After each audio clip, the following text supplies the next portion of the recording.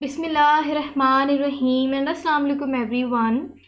So my dear students, the topic which I am going to discuss today is MCQs with answers from past board papers from chapter number 6.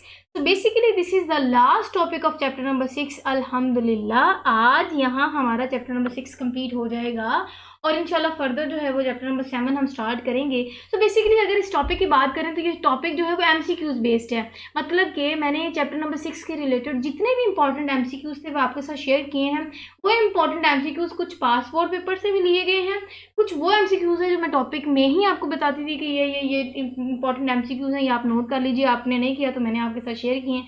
और ये एक बड़ी अच्छी सी funny सी एक बात बताती हूँ कि आपको पकी पकाई खीर मिलने वाली है चैप्टर नंबर 6 की, ताकि आपके एमसीक्यूज पोर्शन जो है वो अच्छे से पेपर में कवर हो जाए. और इसके साथ साथ कुछ ऐसे एमसीक्यू टॉपिक में से मैंने निकाले जो मुझे लगता था कि पेपर में पूछे जा सकते हैं. तो आपने परेशान नहीं होना बिल्कुल भी. आपको प्रॉपर कंप्लीट जो है वो चैप्टर नंबर 6 के एमसीक्यूज वाले नोट्स मिलने जा रहे हैं. पकी पकाई खीर मिलने जा रही है. बस आपने अगर इस एक्टिविटी को मेरे साथ साथ परफॉर्म किया तो आई होप आपकी तैयारी इसी लेक्चर वीडियो में ही हो जाएगी इंशाल्लाह.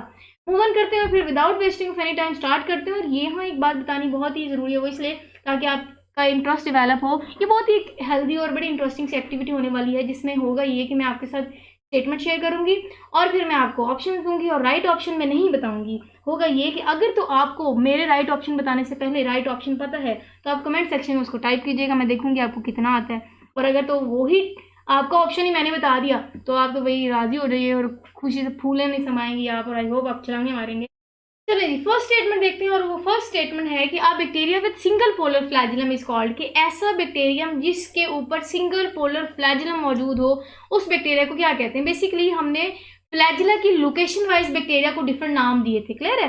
तो अब हम वो यही डिमांड कर रहे हैं. वो कह रहे हैं कि अगर किसी बैक्टीरिया की बॉडी पे एक सिंगल पोलर फ्लैजिलम मौजूद हो तो उसको हम क्या कहते हैं. उसको हम एरिकस बोलते हैं, उसको हम मोनोट्राइकस बोलते हैं, उसको हम लोफोट्राइकस बोलते हैं या एम्फीट्राइकस बोलते हैं. अगर तो आपको ऑप्शन पता है तो आप टाइप कर दीजिए उतनी देर तक जब तक आप सोच के टाइप कर रहे हैं. बुक्स ना खोलिएगा, चीटिंग नहीं करनी. तब तक मैं आपको बताती हूँ. एरिट्राइकस ऐसा बैक्टीरिया होता है जिसमें कोई फ्लैजिला मौजूद नहीं होता. विदाउट फ्लैजिला वाले बैक्टीरिया को एरिट्राइकस बोलते हैं. मोनो आपको नाम से ही बता रहा है, मोनो मीन सिंगल, जिसमें सिंगल फ्लैजिला मौजूद होता है. और बात भी यही है, वो डिमांड भी यही कर रहे हैं कि सिंगल पोलर फ्लैजिलम किसमें मौजूद है. तो मोनो ट्राइकस ऐसे बैक्टीरिया हैं जिनमें एक सिंगल पोलर फ्लैजिलम मौजूद होता है. लोफोट्राइकस का क्या होता है, ये है कि उसमें टफ ऑफ बहुत ज़्यादा फ्लैजिला जब एक साइड में मौजूद हो उसको हम लोफो बोलते हैं, और जब दोनों तरफ आप कह सकते हैं गुच्छे मौजूद होते हैं फ्लैजिला को उसको हम एम्फीट्राइकस बोलते हैं. बट वो सिंगल पोलर फ्लैजिलम को पूछ रहे थे, उस बैक्टीरिया को हम मोनोट्राइकस बोलते हैं. क्लियर हो गया. ऑप्शन का राइट ऑप्शन भी पता लग गया, सारे ऑप्शन भी समझ आ गए. मूव ऑन करते हैं नेक्स्ट. अब बैक्टीरिया की शेप रिलेटेड ये एमसीक्यूज आया हुआ है. वो शेप वाले टॉपिक में से वो ये कि कर्व्ड और कोमा शेप्ड बैक्टीरिया को हम क्या बोलते हैं. बैक्टीरिया की शेप बता दी और उस बैक्टीरिया का नाम पूछ रहे हैं कि उस बैक्टीरिया को विब्रियो बोलते हैं या स्पाइरिलम बोलते हैं, स्पाइरोचीट्स बोलते हैं, बैसिलाई बोलते हैं.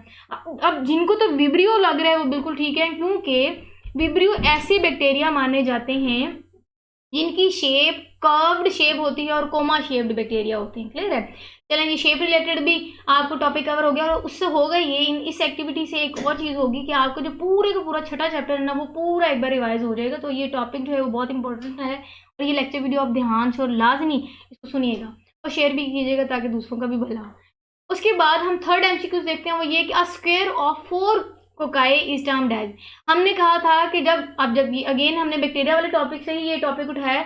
हमने जब कहा था कि 4 कोकाई जब मौजूद हो तो स्क्वायर ऑफ 4 कोकाई को क्या बोलते हैं.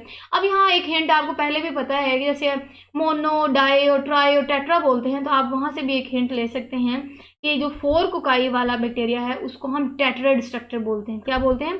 टेट्राइड स्ट्रक्चर. तो टेट्राइड इज द राइट ऑप्शन. उसके बाद जो है वो सार्सिना है.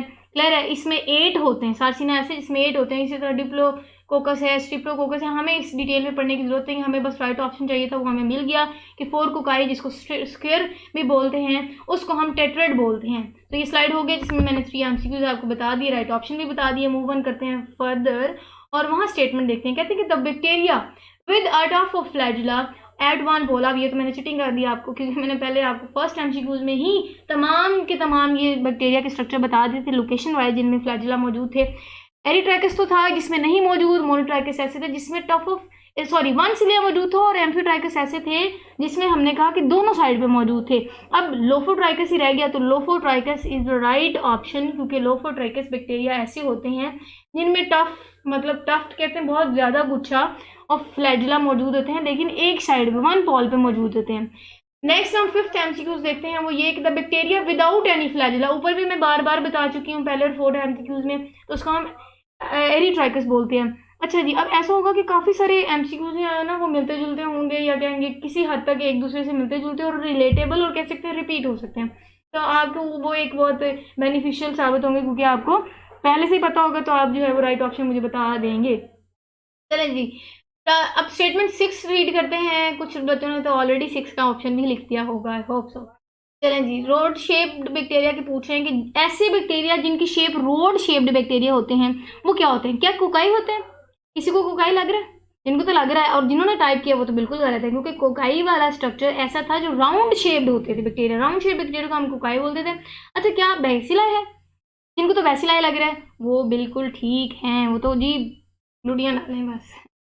रोड शेप बैक्टीरिया की बात करें तो वो बेसिलाई होते हैं, लेकिन अगर हम स्पाइरला की बात करें तो वो स्प्रिंग शेप्ड होते हैं। विब्रियो की बात की हमने पीछे भी बात की कि ये कोमा शेप्ड होते हैं, ये कोमा शेप, स्प्रिंग शेप्ड, ये हमने कहा रोड शेप्ड, और ये राउंडेड शेप्स। मैंने दोबारा बैक्टीरिया की आपको पूरे का पूरा टॉपिक मैंने आपको दोबारा जो है वो पढ़ा दिया या रिवाइज करवा दिया, क्या याद रखेंगे आप। चलें जी, 7th एमसीक्यू देखते हैं, वो ये कि when tuft of flagella is present at each pole of two in bacteria के, अगर ईच पोल, दोनों पोल की तरफ। अब अगेन ये तो मैंने बार बार ये चारों के चारों आपको लोकेशन वाले बैक्टीरिया बता दिए, आई होप आपको समझना बहुत आसान होगा कि amphitrichous is the right option.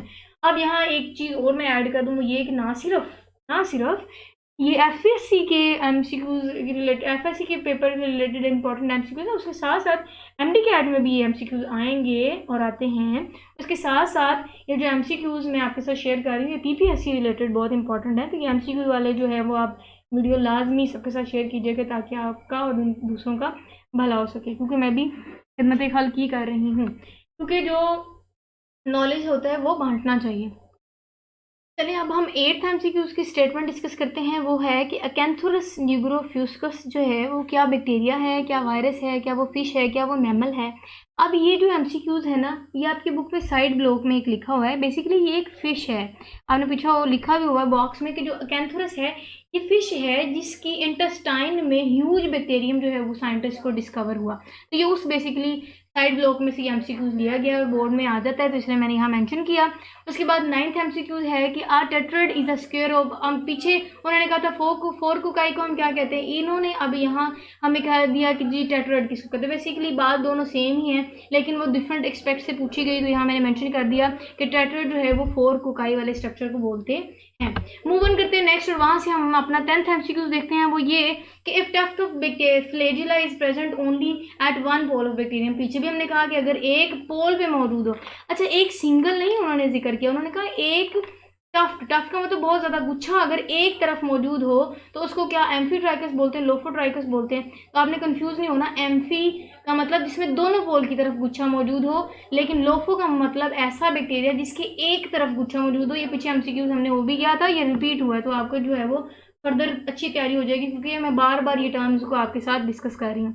Next है a cube of 8 cocci is termed as, मैंने पीछे भी आपको बताया था, जब मैंने 4 को टेट्राड बोला था तो मैंने क्यूब को सार्सिना बोला था। मैंने कहा था कि सार्सिना ऐसा बैक्टीरिया है जिसमें 8 कोकाई के क्यूब मौजूद होते हैं, क्लियर है। तो 8 कोकाई वाले जो क्यूब वाला स्ट्रक्चर है उसको हम सार्सिना वाला बोलते हैं।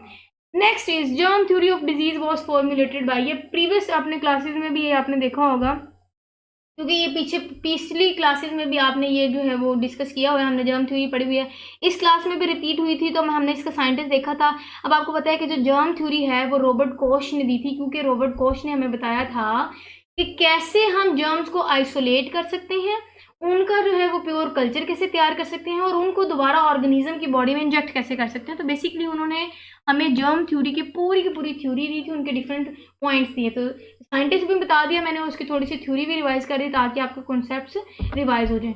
फर्दर देखते हैं ओवल शेप्ड बैक्टीरिया, क्या विब्रियो है? नहीं, क्योंकि पीछे हमने कहा वो तो कोमा शेप होता है। क्या वो स्पाइरल है या स्पाइरिया? नहीं, ऐसा तो नहीं है, स्पाइरल भी नहीं है, ये स्पाइरला भी नहीं है। फिर क्या होगा, पीछे ऑप्शन क्या रह गए, कोकोबैसिलस है और बैसिलाई है। बैसिलाई भी नहीं है, मैंने आपको पीछे भी बताया था कि बैसिलाई स्ट्रक्चर तो नहीं है। बैसिलाई वाला स्ट्रक्चर तो रोड शेप होता है, लेकिन वो ओवल शेप्ड बैक्टीरिया पूछ रहे हैं कि ऐसे बैक्टीरिया जो ओवल अंडे की तरह के स्ट्रक्चर रखते हैं उनको हम क्या बोलते हैं, तो उनको हम बैसिलाई बोलते हैं। क्लियर है। अब नेक्स्ट 14th एमसीक्यूज देखें, कहते हैं कि there are smallest and without cell wall, these are smallest, ऐसे बैक्टीरिया जो छोटे होते हैं साइज में, और उनकी ये खसूसियत पूछ रहे हैं कि वो बैक्टीरिया बताएं जिनके ऊपर सेल वॉल मौजूद नहीं होती। बताएं मुझे, माइकोप्लाज्मा होता है, सूडोमोनास होता है, स्पायरोचीट्स होता है, या इकोलाई होता है। बेसिकली है सारे बैक्टीरिया, कुछ खसूसियत है ना, हमने पीछे डिफरेंट टॉपिक्स में पढ़ा है। अब आप याद करें, मैंने बार बार माइकोप्लाज्मा जो है वो आपके साथ डिस्कस किया था कि माइकोप्लाज्मा बैक्टीरिया का ऐसा ग्रुप है जो स्मॉल इन साइज होता है, और इनकी खसूसियत ये है कि इनमें सेल वॉल एब्सेंट होती है। क्लियर है। यही वजह है कि वो साइज में एक हिंट ले लें, क्योंकि छोटे होते हैं। क्यों? क्योंकि इनका सेल वॉल वाला स्ट्रक्चर नहीं होता, जिसकी वजह से इनका साइज जो है वो बाकी बैक्टीरिया की निस्बत छोटा होता है। क्लियर है। नेक्स्ट हम देखते हैं वो है कि बैक्टीरियल फ्लैजिला ओरिजिनेट फ्रॉम, हम बार पीछे कह रहे हैं कि फ्लैजिला और एक साइड को हो तो उसको बैक्टीरिया को क्या कहते हैं, दोनों तरफ हो तो क्या कहते हैं। अब यहाँ वो पूछ रहे हैं, पहले तो स्टेटमेंट को समझते होते हैं कि वो स्टेटमेंट आपसे डिमांड क्या कर रही है। वो पूछ रहे हैं कि बताएं कि जो फ्लैजिला हम पीछे कहते हैं कि बैक्टीरिया के स्ट्रक्चर के अंदर मौजूद होते हैं, वो फ्लैजिला बेसिकली ओरिजिनेट कहाँ से होते हैं, तो वो बेसल बॉडी से ओरिजिनेट होता है। क्योंकि अगर हम उनकी ओरिजिनेशन की बात करें तो बेसल बॉडी ऐसा स्ट्रक्चर है जहां से बैक्टीरियल फ्लैजिला ने ओरिजिनेट होना होता है। क्लियर है। चलें जी, फर्दर देखते हैं। Pili are made of special protein. अब पिलाई क्या फ्लैजिलन से मिलती है, ट्यूबुलिन से मिलती है, मायोसिन से। अब आपने कहा 3 ऑप्शन में हमने ले लिया, एक तो लिया नहीं, पक्का ही वही होगा, टाइप कर लें। ऐसा नहीं है। Pili are made of special protein, नाम से ही आप हिंट ले लें, अंदाजा हो जाएगा जो पिलाई का स्ट्रक्चर है वो पिलिन प्रोटीन से मिलके बना होता है। मैंने चैप्टर में भी जब टॉपिक पढ़ाया था मैंने आपको बताया था pili is made up of special protein known as pilin. ये स्ट्रक्चर का ये ऑप्शन ठीक है। Next is which is an aerobic bacterium, कि ऐसा बैक्टीरिया जो एनारोबिक बैक्टीरिया है वो कौन सा है। चलें जी, स्टेटमेंट आपने देख ली, पीछे इसके ऑप्शंस भी देख लें। क्या वो इकोलाई है, स्पायरोचीट्स हैं, या फिर वो कैम्पेलोबैक्टर हैं, या सूडोमोनास है। जिनको तो सूडोमोनास लग रहा है वो बिल्कुल ठीक है, क्योंकि Pseudomonas are the aerobic bacterium, ऐसे बैक्टीरियम जिनको एरोबिक बैक्टीरियम मानते हैं। क्यों? क्योंकि ये बैक्टीरिया ऑक्सीजन की प्रेजेंस में ग्रो करते हैं। तो ऐसे बैक्टीरिया जो ऑक्सीजन की प्रेजेंस में ग्रो करते हैं उनको हम एरोबिक बैक्टीरियम बोलते हैं, और वो सूडोमोनास होते हैं क्योंकि ये विदाउट ऑक्सीजन ग्रो नहीं करते। Next is peptidoglycan is absent in. मैंने जब आपको पीछे बैक्टीरिया की इंट्रोडक्शन दी थी तो मैंने कहा था कि बैक्टीरिया की जो सेल वॉल है वो पेप्टाइडोग्लाइकन से मिलके बनी होती है, लेकिन हमने उनमें एक एग्जाम्पल डिस्कस की थी। यहाँ एरो आ गया तो आपको अंदाजा हो गया होगा कि यही ऑप्शन होगा, जल्दी से आप टाइप कर रहे हैं, आपके माइंड में हो गया होगा। अच्छा जी, याद करें मैंने कहा था कि जी बैक्टीरिया, तकरीबन तमाम बैक्टीरिया की जो सेल वॉल है वो पेप्टाइडोग्लाइकन से मिलके बनी है, लेकिन कुछ बैक्टीरिया ऐसे होते हैं जिनकी सेल वॉल में पेप्टाइडोग्लाइकन मौजूद नहीं होती। वो स्पेशल प्रोटीन्स और डिफरेंट स्ट्रक्चर जो हैं वो बनते थे, जिन जो सेल वॉल की आप कह सकते कंपोजिशन होती थी, लेकिन पेप्टाइडोग्लाइकन एब्सेंट होते हैं। किन में? आर्चो बैक्टीरिया ऐसे बैक्टीरिया हैं जिनमें पेप्टाइडोग्लाइकन एब्सेंट होते हैं। क्लियर हो गया। मूव ऑन करते हैं फर्दर। वहां से हम देखते हैं अपना 19th एमसीक्यू जो ये कि प्राइमरी इन्वॉल्व इन कॉन्जुगेशन, ऐसा कौन सा स्ट्रक्चर है जो कि कॉन्जुगेशन में इन्वॉल्व होता है। तो पिलाई जो है वो ऐसा स्ट्रक्चर है जो कॉन्जुगेशन में इन्वॉल्व होता है। पिलाई मैंने कहा था कि नीडल लाइक या बहुत ज़्यादा बड़ी ट्यूब लाइक स्ट्रक्चर होता है।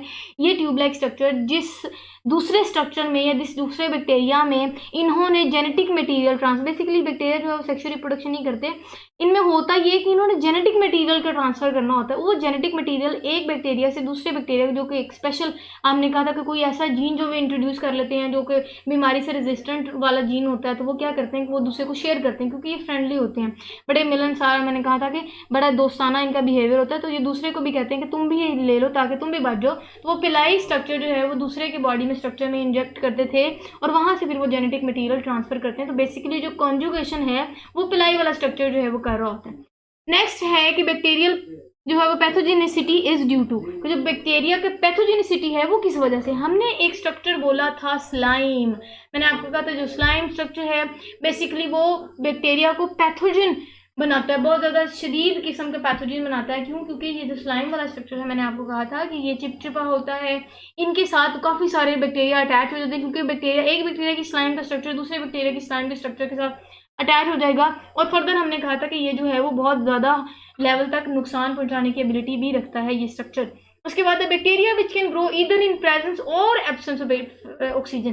पीछे हमने कहा था कि सिर्फ ऑक्सीजन की प्रेजेंस में होने वाले बैक्टीरिया, उनको हमने बोला था कि वो कौन से, तो हमने एग्जांपल में हमने बोला था वो एरोबिक बैक्टीरिया होते हैं और उसकी एग्जांपल हमने कहा सुडोमोनास।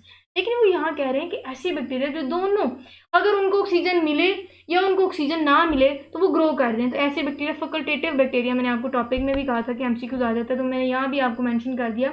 फैकल्टेटिव बैक्टीरिया ऐसे बैक्टीरिया होते हैं जो कि ऑक्सीजन की प्रेजेंस या एब्सेंस, अगर मिल जाए तब भी ग्रो करते हैं, ऑक्सीजन ना मिले ये तब भी उस अनफेवरेबल कंडीशन में भी ग्रो करने की एबिलिटी रखते हैं। चलें, ये भी हो गया। नेक्स्ट करते हैं जी, वो कहते हैं कि cell wall of archaebacteria do not contain, मैंने पीछे भी बता दिया, तो बेसिकली वो वही टॉपिक रिपीट हुआ। वो कहते हैं ना कहानी यहाँ से पकड़ ले वहाँ से पकड़े तो कहानी आई, वही हिसाब है। पीछे उन्होंने एक चीज़ बता दी थी, दूसरी चीज़ पूछी थी, अब उन्होंने ऑप्शन वाली राइट ऑप्शन वाली चीज़ हमें बता दी, लेकिन वो दूसरी चीज़ पूछ रहे हैं तो आपको पता होगा क्योंकि पीछे हमने डिस्कस भी कर लिया कि पेप्टाइडोग्लाइकन ऐसी आप कह सकते कंपोनेंट है जो कि सेल वॉल ऑफ आर्चियोबैक्टीरिया में एब्सेंट होता है। Next is which one of the following is not found in all bacteria, ऐसा कौन सा स्ट्रक्चर है जो तमाम बैक्टीरिया में मौजूद नहीं होता। अब वो कौन कौन से स्ट्रक्चर है मैं आपको बताती हूँ। जैसे अब मैंने ये जो टॉपिक था ना, ये बैक्टीरिया के स्टार्ट में मैंने आपको बताया था, मैंने कहा था कि बैक्टीरिया में कुछ स्ट्रक्चर जो है वो कॉमन होते हैं जो तमाम बैक्टीरिया में मौजूद होते हैं, लेकिन कुछ स्ट्रक्चर जो है वो स्पेसिफिक होते हैं जो तमाम बैक्टीरिया में मौजूद नहीं होते। तो आप स्टेटमेंट पर ध्यान करें, कह रहे हैं कि इज नॉट फाउंड इन, जो कि मौजूद नहीं होती तमाम बैक्टीरिया में। तो सेल मेम्ब्रेन तो हमने देखा कि वो तमाम बैक्टीरिया में मौजूद होती है, राइबोसोम भी तमाम बैक्टीरिया में, न्यूक्लियोइड जो कि उनका न्यूक्लियर बॉडी था वो भी तमाम बैक्टीरिया में मौजूद होता है। लेकिन कैप्सूल का स्ट्रक्चर जो कि खुद बैक्टीरिया ही उसको प्रोड्यूस करके अपने गिर्द लपेटता है, वो ऐसा स्ट्रक्चर है जो कि तमाम बैक्टीरिया में मौजूद नहीं होता, वो स्पेसिफिकली किसी खास बैक्टीरिया में मौजूद होते हैं और वो उनसे वो फंक्शन ले रहे होते हैं। क्लियर हो गया। चलें जी, next is the cell walls of most bacteria have a unique macromolecule. कि मोस्टली, अब मोस्ट के बात आ गई तो आपने कहना है मोस्ट। अब हम आर्चियोबैक्टीरिया की बात नहीं कर रहे क्योंकि आर्चियोबैक्टीरिया तो एक स्पेसिफिक, आप कह सकते हैं बात आ जाती है, स्पेसिफिक बैक्टीरिया है कि जिसमें पेप्टाइडोग्लाइकन मौजूद नहीं होती। अब लेकिन अब मैंने वो टर्म ही बोल दी है, तो लेकिन अब ऐसा है कि वो कहते हैं कि कौन सी ऐसा मैक्रोमोलिक्यूल है जो कि तमाम बैक्टीरिया में, या आप कह सकते हैं मोस्टली, तमाम नहीं कह सकते सॉरी क्योंकि आर्चियोबैक्टीरिया वाली कंडीशन में तो नहीं है, तो मोस्टली बैक्टीरिया में वो सेल वॉल में वो मैक्रोमोलिक्यूल मौजूद होता है, तो वो पेप्टाइडोग्लाइकन है। तो मोस्टली जो बैक्टीरिया की सेल वॉल है वो कंपोजिशन की अगर उसमें बात करें तो वो पेप्टाइडोग्लाइकन जैसे मैक्रोमोलिक्यूल से मिलकर बने होते हैं। अच्छा जी, मीजोजोम जो कि मैंने आपको बता दिया कि इंटरनल एक्सटेंशन थी। इंटरनल एक्सटेंशन का मतलब अंदर की तरफ बेंडिंग या अंदर की तरफ आप कह सकते हैं फोल्डिंग होती थी, और वो कौन सा स्ट्रक्चर था जो कि अंदर की तरफ फोल्ड हो गया। मेरा पहले पॉइंटर वहां क्लिक कर गया। ऐसा था कि जो इंटरनल एक्सटेंशन थी वो सेल मेम्ब्रेन की ही इंटरनल एक्सटेंशन से स्ट्रक्चर ओरिजिनेट हुआ था, जिस स्ट्रक्चर को हमने मीजोजोम्स बोला। कि मीजोजोम ऐसे स्ट्रक्चर हैं जो कि बैक्टीरिया के स्ट्रक्चर में मौजूद होते हैं, बेसिकली वो सेल मेम्ब्रेन ही होती है, लेकिन सेल मेम्ब्रेन एक खास किस्म की जब शेप ले लेती है, वो राउंडेड भी था, वो ट्यूब लाइक भी था, वो एलोंगेटेड ट्यूब भी थी, वो हमने देखा पीछे उसके कंप्लीट टॉपिक में डिटेल, लेकिन उस सेल मेम्ब्रेन की ही एक्चुअली इंटरनल एक्सटेंशन को हम मीजोजोम वाला स्ट्रक्चर कहते हैं। तो cell membrane is the right option. तो पहले मैंने चीटिंग कर दी क्योंकि वो मेरा पॉइंटर वहाँ क्लिक हो गया। Next is which is microaerophilic bacteria, ऐसा बैक्टीरिया बताएं जो माइक्रो इरोफिलिक बैक्टीरिया होते हैं। इसका ऑप्शंस आप देख लें, उसके बाद आप मुझे इसका आंसर दें कि इनके जो है वो सुडोमोनास है, स्पाइरोचीट्स हैं, कैम्पेलोबैक्टर है या इकोलाई है। जिनको तो कैम्पेलोबैक्टर लग रहा है वो बिल्कुल ठीक है, क्योंकि जब मैं ये टॉपिक में कैम्पेलोबैक्टर वाला टॉपिक पर रहा था तो मैंने आपको कहा था कि ये माइक्रो इरोफिलिक बैक्टीरिया है। अच्छा जी, नेक्स्ट कहते हैं कि जो प्रोक्रियोटिक सेल हैं, जाहिर है आपको पता है हम बैक्टीरिया पढ़ा है, ये पूरे चैप्टर में हमने बैक्टीरिया पढ़ा। बेसिकली ये जो पूरा चैप्टर था ना, ये हमने एक फाइलम डिस्कस किया, सॉरी एक किंगडम डिस्कस किया। इसी तरह फर्दर जो है वो हम नेक्स्ट चैप्टर में नेक्स्ट किंगडम डिस्कस करेंगे। तो जो हमने चैप्टर नंबर 6 में किंगडम प्रोक्रियोट्स डिस्कस किया, जिसको किंगडम मोनेरा भी बोलते हैं, उसमें बेसिकली हमने प्रोक्रियोट्स डिस्कस किया, जिसमें हमने स्पेसिफिकली बैक्टीरिया की एग्जांपल ली। हमने कहा जी जो बैक्टीरिया है वो प्रोक्रियोट्स हैं, क्यों? क्योंकि वो प्रोक्रियोटिक सेल से मिलकर बना होता है, ठीक है। इसी वजह से वो कहते हैं कि प्रोक्रियोटिक सेल की बात हुई तो आपके माइंड में बैक्टीरिया आ जाना चाहिए। तो prokaryotic cells have small size ribosome as compare to eukaryotic cell. हमने कहा था कि जो अगर हम राइबोसोम्स का कंपैरिजन करें प्रोकैरियोटिक सेल और यूकैरियोटिक सेल का, तो उनमें थोड़ा सा डिफरेंस है। वो ये डिफरेंस था कि जो राइबोसोम है प्रोकैरियोटिक सेल के, वो साइज में छोटे होते हैं और वो एज कम्पेयर टू यूकैरियोट्स मतलब साइज में छोटे होते हैं। कितने होते हैं वो यूनिट वो पूछ रहे हैं, वो मैंने आपको कहा था ना 50+30, जब हमने कहा था कि हम मैथ वाले से थोड़ा सा कंट्रोडिक्ट करते हैं। 50+30 मैथ की जुबान से तो 80 होता है, लेकिन बायो की जुबान में वो 70s बनता है। तो वो 70s यूनिट जो है वो प्रोकैरियोटिक सेल ऑफ आप कह सकते हैं, या बैक्टीरिया का जो राइबोसोम का साइज है वो है। नेक्स्ट हम देखते हैं, और वो है कि which of the following is not found in all bacteria. दोबारा मैं बता रही हूँ कि विच, अब वो हम पार्ट जो है वो पूछ रहा है, ये वो डिमांड कर रहा है वो स्ट्रक्चर जो कि तमाम में मौजूद नहीं होता है। जैसे मैंने पीछे भी बता दिया कैप्सूल, ये जो है वो रिपीट हो रहा है क्योंकि ये न्यूक्लियोटाइड हो गया और राइबोसोम का सेल मेम्ब्रेन, ये तो आप कह सकते हैं कि यूनिक और स्पेसिफिक स्ट्रक्चर है तो तमाम बैक्टीरिया में मौजूद है, लेकिन कैप्सूल जो है वो खास किसी बैक्टीरिया में मौजूद होते हैं। Next is important vector in modern genetic engineering technique. याद करें जब मैंने आपको, मैं बता देती हूँ, प्लाज्मिड वाला टॉपिक पढ़ाया था, तो मैंने कहा था जो प्लाज्मिड है ना बेसिकली वो डाकिया है। डाकिया का मतलब कि इसने मैसेज लेके एक जगह से दूसरी जगह जाना होता है। तो जो मॉडर्न जेनेटिक इंजीनियर्स हैं वो जेनेटिक इंजीनियरिंग वाली टेक्निक्स को इस्तेमाल करते हुए प्लाज्मिड को एज अ वेक्टर इस्तेमाल करते हैं। और हमने कहा था कि जब फॉर एन एग्जाम्पल साइंटिस्ट ने इंसुलिन जो है वो तैयार करनी है, तो जो जेनेटिक इंजीनियर्स हैं वो क्या करते हैं, प्लाज्मिड का स्ट्रक्चर बैक्टीरिया से लेते हैं, उस प्लाज्मिड वाले स्ट्रक्चर में वो स्पेसिफिक जीन को इंसर्ट करते हैं। फॉर एग्जांपल वो इंसुलिन का जीन उसमें इंजेक्ट करते हैं, वो प्लाज्मिड अब वो होस्ट में वापस डाल देते हैं, मतलब बैक्टीरिया में डाल देते हैं। अब बैक्टीरिया आपको पता है कि बहुत जल्दी रैपिड ग्रो करता है और बहुत जल्दी डिवाइड करता है, तो जब वो 20 मिनट में डिवाइड करेगा तो हमें काफ़ी सारी कॉपीज जब बैक्टीरिया की मिलती हैं, तो बेसिकली हम उस जीन की कॉपीज तैयार कर लेते हैं जो कि जेनेटिक इंजीनियरिंग वाली टेक्निक से प्लाज्मिड में इंजेक्ट करके ट्रांसफर किया जाता है। तो ये डिटेल थोड़ी बतानी इसलिए ज़रूरी थी ताकि आपको टॉपिक जो है वो रिवाइज हो जाए। बेसिकली वो पूछ इंपॉर्टेंट वेक्टर जो रहे हैं कि वो इंपॉर्टेंट वेक्टर कौन सा है जो जेनेटिक इंजीनियरिंग टेक्निक में इस्तेमाल होता है, तो वो प्लाज्मिड है। उसके बाद हम नेक्स्ट देखते हैं, वो है कि which of the following required low concentration of oxygen. ऐसा बैक्टीरिया आप बता दें जिसको कम ऑक्सीजन की कंसंट्रेशन चाहिए होती है ग्रो करने के लिए। क्लियर है। अब यहाँ इकोलाई है, स्पायरोचीट्स है, सुडोमोनास है या कैम्पेलोबैक्टर है, तो Campylobacter is the right option because ये ऐसे बैक्टीरिया हैं जिनको कम कंसंट्रेशन में मिल जाए, मतलब ये लो कंसंट्रेशन ऑफ ऑक्सीजन, जहाँ ऑक्सीजन की मिकदार या कंसंट्रेशन कम है ये वहाँ भी ग्रो कर जाते हैं। फर्दर देखते हैं, कुछ ही एमसीक्यूज रह गए हैं, फिर उसके बाद इंशाल्लाह हमारा चैप्टर नंबर 6 कंप्लीट हुआ।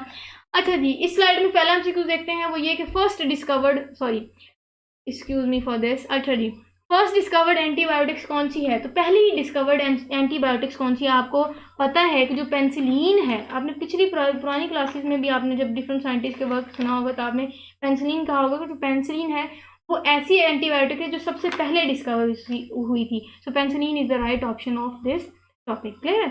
चलें जी, नेक्स्ट डिस्कस करते हैं वो कि asexual reproduction in bacteria occurred by, कि बैक्टीरिया में हमने पीछे डिफरेंट बैक्टीरिया, हमने कॉमन बैक्टीरिया की भी एग्जांपल में रिप्रोडक्शन का मेथड देखा, फिर हमने स्पेसिफिकली साइनोबैक्टीरिया का नाम दिया। साइनोबैक्टीरिया में भी हमने रिप्रोडक्शन देखी कि जी बैक्टीरिया तो बाइंडिंग फिशन करते हैं, लेकिन अगर हम साइनोबैक्टीरिया में स्पेसिफिकली जब हमने एग्जांपल ली थी ना नो स्टॉक की, तो हमने कहा था कि वो जो नो स्टॉक है वो फ्रेगमेंटेशन करते हैं, वैसे बैक्टीरिया जो है वो बाइनरी फिशन भी करते हैं। अब क्योंकि यहाँ फ्रेगमेंटेशन वाला ऑप्शन नहीं है तो बाइनरी फिशन ही है, तो binary fission is the right option, क्योंकि एसेक्सुअल रिप्रोडक्शन जो है वो बाइनरी फिशन के तौर पे बैक्टीरिया कर रहे हैं। और स्पेसिफिकली अगर यहाँ बैक्टीरिया लिखा है तो जाहिर है बाइनरी फिशन ही राइट ऑप्शन होगा।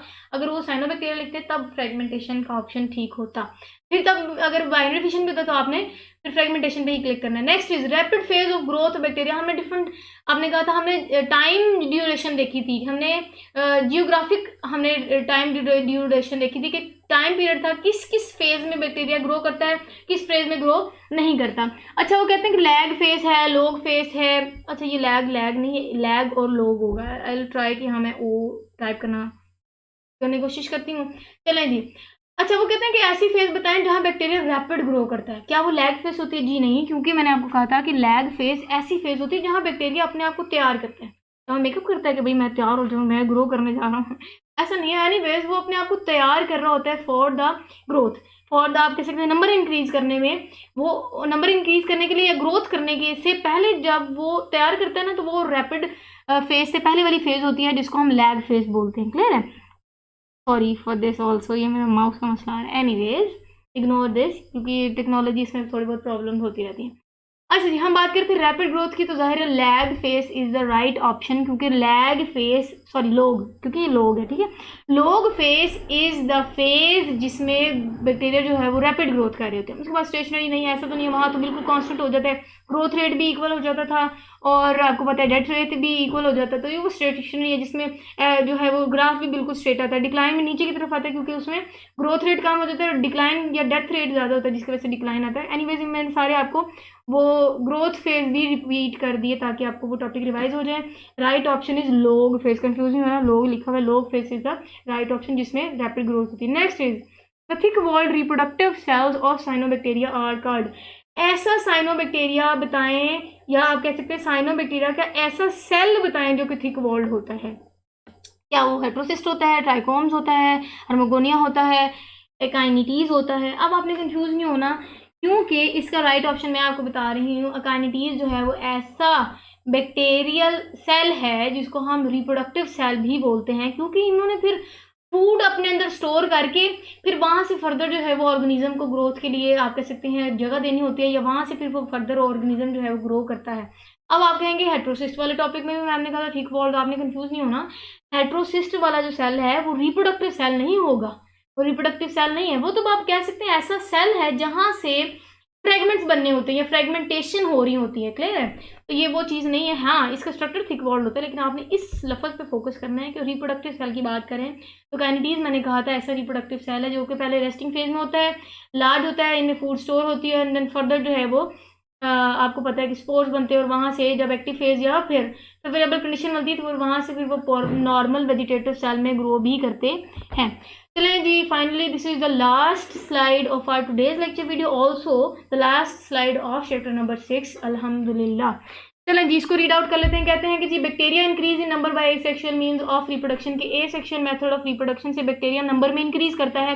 वो आप बता दें क्या वो बडिंग है? बडिंग वाला तो हमने टॉपिक पढ़ा ही नहीं इस चैप्टर में। रीजनरेशन भी नहीं, multiple fission is binary fission is the right option. Bacteria prepare themself for division.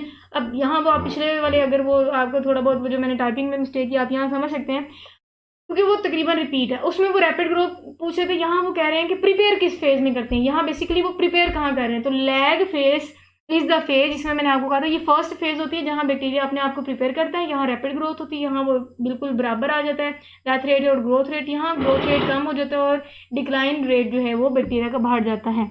उसके बाद सेकंड लास्ट एमसीक्यूज देखते हैं आज, वो ये है कि bacteria divide at exponential rate during. वो एक्सपोनेंशियल आपने समझना है, एक्सपोनेंशियल का मतलब होता है तेजी से, रैपिड वाला तो लोग phase is the right option. बार बार चीज़ें रिपीट हो रही हैं, इससे क्या होगा कि आपकी बहुत अच्छी सी और आपके कंसेप्ट बार बार अच्छे जो हैं वो डेवलप हो जाएंगे। लास्ट एमसीक्यूज है वो ये कि the antibiotic which cause permanent decoloration of teeth in young children.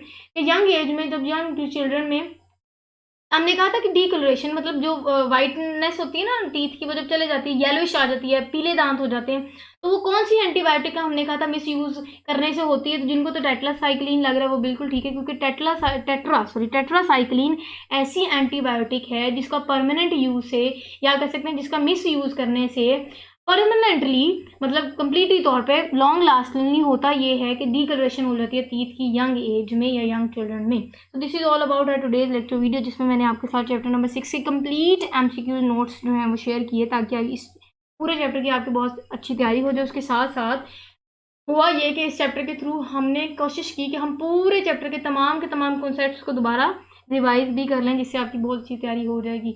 तो this is again the end of this chapter, and if you really like the video, if this video is really helpful for all of you, then don't forget to like, share and subscribe to my YouTube channel.